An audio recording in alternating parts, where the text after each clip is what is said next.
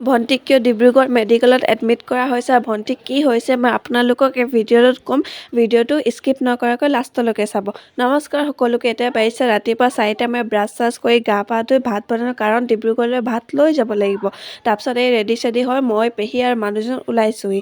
আমি ৰাতিপুৱা জল্দি ওলাইছোঁ কাৰণ আমাৰ ট্ৰেইনটো জল্দিকৈ আছে, মানে 7:15 ট্ৰেইন আছে। সেইকাৰণে ৰাতিপুৱা 6টা বজাত ওলালোঁ, কাৰণ আমাৰ ট্ৰেইন ষ্টেচন আমাৰ ঘৰৰ পৰা অকণমান দূৰত আছে। যাবৰ কাৰণে খোজকাঢ়ি যাম ন, সেইকাৰণে টাইম লাগিব। সেয়া আমি ওলাইছোঁহি আৰু ৰাতিপুৱা পাইছে ৰাতিপুৱা 6টা। চাওকচোন কিমান কুঁৱলী পৰিছে। এনেকুৱা কুঁৱলী পৰাৰ কাৰণে ৰাস্তাত এক্সিডেণ্ট বেছি ভাগ হয় নাই বাৰু কওকচোন। এতিয়া আমি পালোঁহি হাইৱে। এই হাইৱেটো আগপিনৰ পৰা গাড়ী আহিছে, মই তথাপিও গম পোৱা যোৱা নাই যে আগপিনৰ পৰা গাড়ীও আহিছে, মানে ইমান কুঁৱলী পৰিছে। তাৰপিছত আমি ট্ৰেইন ষ্টেচন সেই আগপিনৰ পৰা ট্ৰেইন ষ্টেচন আছে। ইয়াৰ পৰা আমি সেই ট্ৰেইন ষ্টেচন চাই পোৱা যোৱা নাই আগপিনে ট্ৰেইন ষ্টেচনটো আছে বুলি। তাৰপিছত এইটো মই শ্বৰ্টকাট ৰাস্তা নাই, সেইকাৰণে ইমান লেতেৰা টাইপৰ আছে। আমি যদি লং কাৰ্টৰ পৰা আহিলোঁ হয় নাই, আমাক বহুত দেৰি হ'লে হয়, সেইকাৰণে আমি শ্বৰ্টকাট ল'লোঁ। শ্বৰ্টকাট লোৱাৰ পিছত এতিয়া আহি পালোঁ ট্ৰেইন লাইন। সেই ট্ৰেইন লাইনটো পিনে গৈ আছোঁ। হাজবেণ্ডে মোক জোকাই আছে, এই জল্দি দৌৰ মাৰ বোলে, ভাগৰি গ'লি নেকি বুলি এনেকুৱা টাইপৰ কৈ আছিলে। তাৰপিছত আমাৰ ট্ৰেইন ষ্টেচন হয় এইটো। আপোনালোকক এটা বস্তু দেখাম চাব দেই। এই ট্ৰেইন ষ্টেচনৰ ওচৰত ভিউটো চাওকচোন, কিমান ধুনীয়া কুঁৱলী পৰিছে। আৰু আমাৰ কথা পাতি আজি আমাৰ ট্ৰেইনটো বহুত লেটকৈ আহিছে, কাৰণ এই কুঁৱলীৰ কাৰণে ট্ৰেইনটো স্পীড অহা নাই। ইমান 7:15 আমি লেট হৈ যাম বুলি ৰাতিপুৱা 6টা বজাতে ঘৰৰ পৰা ওলালোঁ। লেট হৈ বুলি আমি ওলালোঁ, কিন্তু আজি ট্ৰেইনটোৱে লেট আহিছে। সেয়া চাওকচোন, ইমান কুঁৱলীৰ কাৰণে ট্ৰেইনটো ইমান লাহেকৈ আহিছে। আমাৰ ট্ৰেইন আহি পালেহি।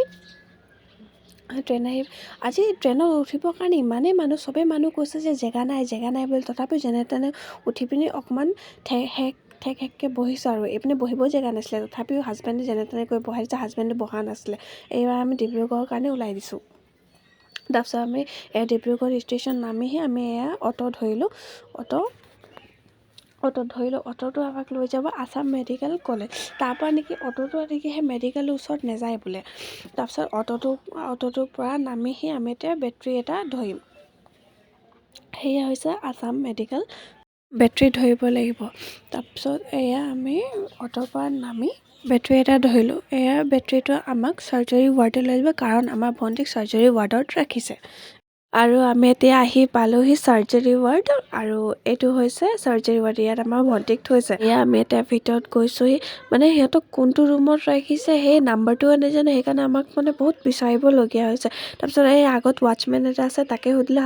ৱাটচমেনটোও কৈছে যে মানে কি নাম্বাৰ বুলি। তাৰপিছত আমি ফোন কৰি সুধিলোঁ যে ৰুম নম্বৰ 3ত ৰাখিছে বুলি। তাৰপিছত আমি গৈ আছোঁ এতিয়া। আৰু হস্পিটেল জানো কিবা এটা গোন্ধ আছে, মোৰ মানে সেইটো সহ্যই নহয়, কিবা এটা বহুত লেতেৰাকৈ গোন্ধ। মোৰ মানে সেইটো আমাৰ বমিটিং আহি গৈছিলে পূৰা।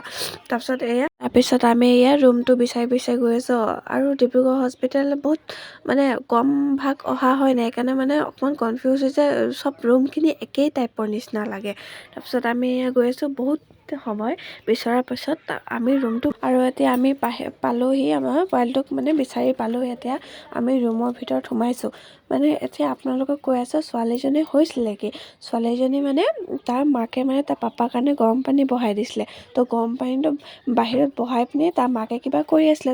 ছোৱালীজনী খেলি থাকোঁতে দৌৰ মাৰি আহি পিনি তাত নেচালে চাগে, কিবা গৰম পানী বহাই দিছিলে বুলি তাত মানে খুন্দা লাগি গ'ল চাগে। সেই গৰম পানীটো মানে তাৰ অকণমান মুখ পিনে ছিটিকিলে আৰু মানে গোটেই গাত মানে পৰি গ'ল। তাৰপিছৰ পৰা গোটেই চিঞৰা বাখৰ হোৱাৰ পাছত পাপাহঁতে একদম লগালগ মেডিকেল লৈ গ'ল। আমাৰ তাত মেডিকেল নোৱাৰোঁ বুলি ক'লে। তাৰপিছত আন এটা মেডিকেল লৈ গ'ল কনকলতা, তাতো নোৱাৰোঁ বুলি ক'লে। সেইকাৰণে আৰু অলপ দেৰি চালে, এম্বুলেঞ্চো এটা নাই। সেইকাৰণে আমাৰ নিজৰ গাড়ী লৈ পিনি ডিব্ৰুগড়লৈ আহিলে।